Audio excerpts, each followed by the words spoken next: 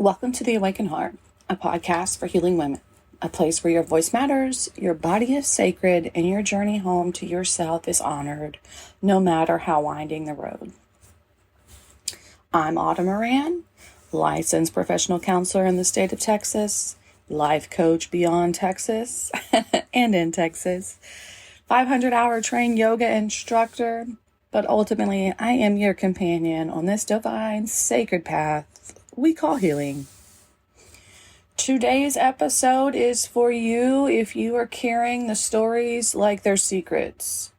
For the one who grew up being too much, too emotional, too sensitive, or not enough, right? The common theme of being neurodivergent. Maybe a common theme of just being a woman. I gotta find the research for that. But have you thought, where do I put this pain? Who can I even tell? Will they understand or will they just dismiss me again? Take a moment to settle in. Loosen the jaws. Relax the shoulders. You don't have to speak here. You only have to listen and let your nervous system feel met. Because this is about healing in silence. Where do you go when you don't have a container for the healing? Where do you go when you have to keep going and there's no stopping in sight? First off, I want to say that healing in silence isn't weakness. It's what happens when you've never had a safe container for your pain. Maybe you were the strong one. Maybe your family never talked about feelings. Maybe you spoke about your feelings and got shut down, mocked, or emotionally punished. So you learned to process it all internally. Or maybe you just learned not to process it. Maybe it's just still there. Silence can look like smiling through pain at work or school, crying in your car so no one hears, only allowing breakdowns when you're alone, not even having the words to describe what you're feeling, but knowing, God, this is not what I want to be feeling. But silence is not the same as healing. It can stall healing if it becomes a lifelong holding pattern. Still, it's also a wide adaptation. Let me rephrase that. My brain and my mouth were not on the same page. It's a wise adaptation. If no one was safe, your silence was sacred. So it can start in a few places. For trauma survivors, especially those with emotional neglect or abuse, you learn that vulnerability was dangerous. Even asking for help could trigger criticism, guilt trips, or being ignored, invalidated, questioned as to what your fault was in this trauma. What you did to be traumatized. Ooh, that makes me angry. For neurodivergent women, you may have been misunderstood, overcorrected. You masked, you overexplained.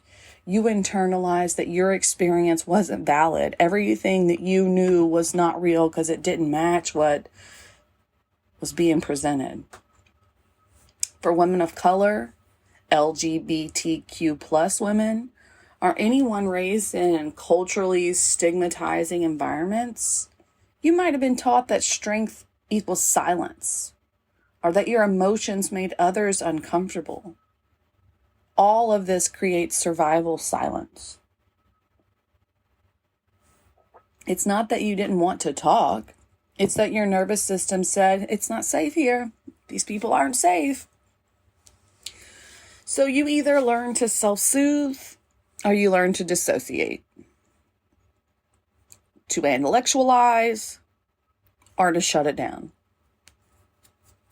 This silence became your armor. But that armor gets heavy. If you're still carrying it, it's why you're here, right? Because you want to put it down. For the love of God, someone help me put all this somewhere. The pain doesn't disappear when it doesn't get processed.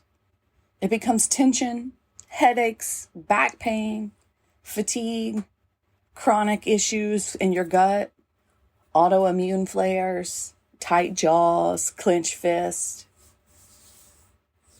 Your body doesn't betray you. It just remembers for you. When you don't speak your truth, your body will whisper it. And if you're ignoring the whisper, it's going to fucking shout. So let's say that you get heart racing panic when someone raises their voice, even if they're not yelling at you. That full body shutdown when someone asks, "Are you okay?" and you're not prepared to answer. Your silence was once a skill, but now your body is asking for something different. It wants presence, permission, compassion, rest. It's not necessarily words you need to do. It's actions you need to take for your body through your nervous system to feel safe. But what do you do when no one is safe? When you're not ready or able to share your truth with others? You learn to become your own compassionate witness. And here's kind of the way that looks. You have micro moments of self-validation. Name it. Whisper it. This is hard. I feel grief today. Of course I'm overwhelmed. This is an overwhelming situation. Just validate your experience instead of pushing it away. You can try somatic self-holding. Place one hand on your chest, one on your belly. Breathe in through your nose, out through your mouth. And just say, "Girl, I'm here with you. This is tough. This is scary. This is wonderful. Whatever it is, I'm here with you." And breathe deeply. You can practice processing daily by leaving voice notes to yourself, journaling without editing, movements that helps feelings rise, like dancing, shaking, stretching, swimming, getting in a body of water and just moving. You don't necessarily have to swim laps. And then you can create private rituals. So light a candle, even if it's a tea light candle, like light a candle for your inner child. Watch it burn, say some good things, or just hold some space for knowing that there's a version of you that is ready to heal and you see her. And if you don't, cry in the shower. And while you're crying, imagine the water taking the pain down the drain. Do a little bit of meditative practice in the shower and just imagine that water cleansing you and everything running off of you is just picking up all the gunk and goo. Get it out of there. If you have kids, if you don't have kids, but you have art supplies, make art with no goal other than expression. Be like a kindergartner. Be like a little toddler that's just enjoying the colors. You don't need an audience to heal. You need a safe presence. And you can be that for yourself. But here's the paradox, right? We heal in connection, but connection often feels unsafe when you've only known judgment. This is especially true for people that have experienced trauma and for neurodivergent women. You crave being seen, but dread being misunderstood. You long to be held, but flinch at the risk of rejection. That's not a flaw. That's your nervous system protecting you. And the work is to move slowly. To let in safe connection in small doses. So to test yourself, can I be met here? Can I be witnessed gently? Right? Small baby steps with safe people, safe environments. Healing doesn't mean trusting everyone. It means trusting yourself to know who is safe and who is not. And to walk away from anyone who is not safe without shame. And I mean this, and I'm going to say a little literal sense, like if you're dating or if you're socializing and you have people that make uncomfortable jokes and you're taught to smile and let it go because, oh, you're too sensitive, either walk away or call them out. Hey, I don't feel comfortable with those jokes. That type of humor is not for me. Could you not talk that way? Because it's not humor. If we're going to get down to it, what humor is not based in making fun or making someone feel uncomfortable. But that's the psychology of it. All I'm saying is even little steps. Advocating for yourself in little steps without shame. Walking away without shame. You don't have to be pretty, nice, or some sort of great package for someone to perceive or have around them. You are you.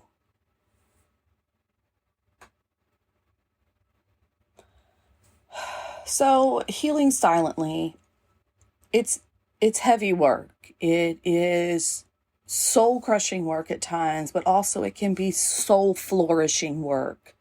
Once you get into it and once you get in the groove of just really showing up for yourself. I'm a therapist, but I'm also a human that has experienced trauma. And I have been on my own path, despite my career path, of just healing my traumas. And due to some of my traumas, due to some of my circumstances, I have had to heal alone as a mother who can't take it out on her kids, who can't share it with her kids, who didn't have a supportive partner or not a partner at all at some times. And I had to figure it out myself. Take those moments. Try not to use your free moments to dissociate. Try not to use your free moments to social media scroll. Use your free moments to cry, to process, to self-talk, to self-soothe, to just rest without input of media of any kind. Because resting is also soul healing. That also lets your nervous system know, hey, we're not in danger. So let's talk about some journal prompts or some thought prompts. Feel free to pause and journal or just breathe and let them in. I'm going to take a sip. So if you have a notebook nearby, if you want to pause, if you need to get something to get ready to write these down, let's do it. I'm going to take a sip. I've been taking sips all the way through this, if you can't tell. Okay. Here we go. I got just 4 questions. I tried not to get too much, but some good ones. So what part of me has been carrying silence for too long? Maybe it's one thing. Maybe it's many things. Maybe you've been carrying silence, but you're not sure because you've just been carrying it for too long, and that's okay. Just try to dig, try to think, try to write. What would you say out loud if you knew it was safe? Moms, women in relationships that maybe don't seem fair, what would you say if you knew it was safe? Or to parents, right? My gosh, I'm not trying to just talk about relationships in the romantic sense. Thinking about parental figures or caregivers. Ooh, what could you say out loud if you knew it was safe, right? Maybe journal that. Maybe let that out. Don't hold that in. Write them a fucking letter. Say every little thing you want to say from the bottom of your gut.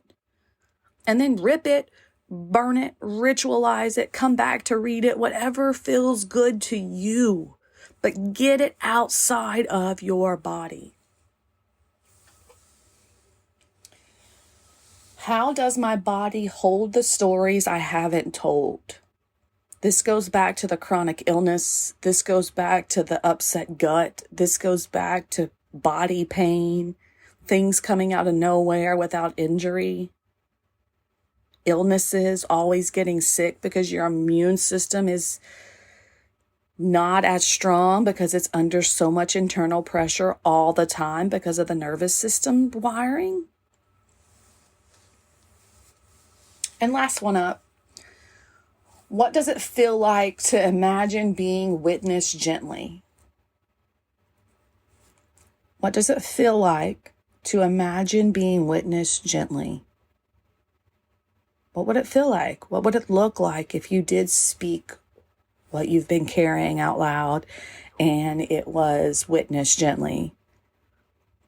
If that's not a reality for you where you're at, then make it a reality in yourself. Make that answer part of your self-soothing ritual, your self-soothing practices.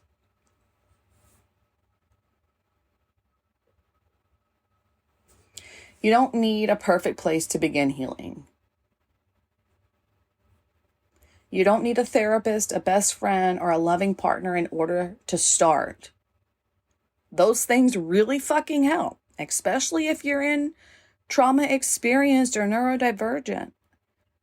A therapist that is trauma informed, that is neurodivergent affirming, can help you with skills, processing, and accommodations that can help your life go a lot easier.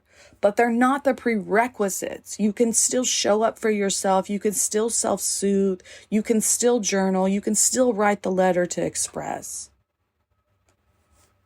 Your healing can begin in your breath with one hand on the heart, one hand on the belly, and just saying, I'm with you.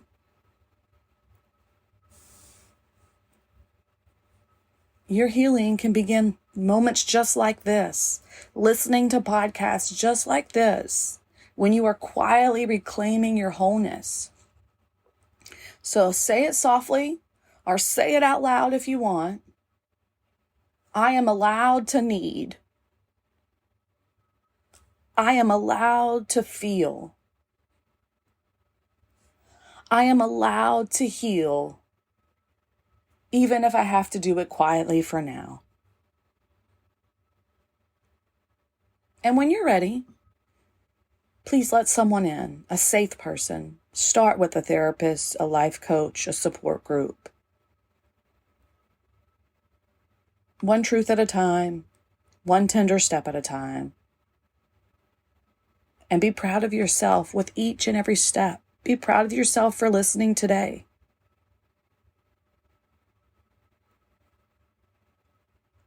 And if this episode held you even a little, please consider sharing it with someone else walking this silent path.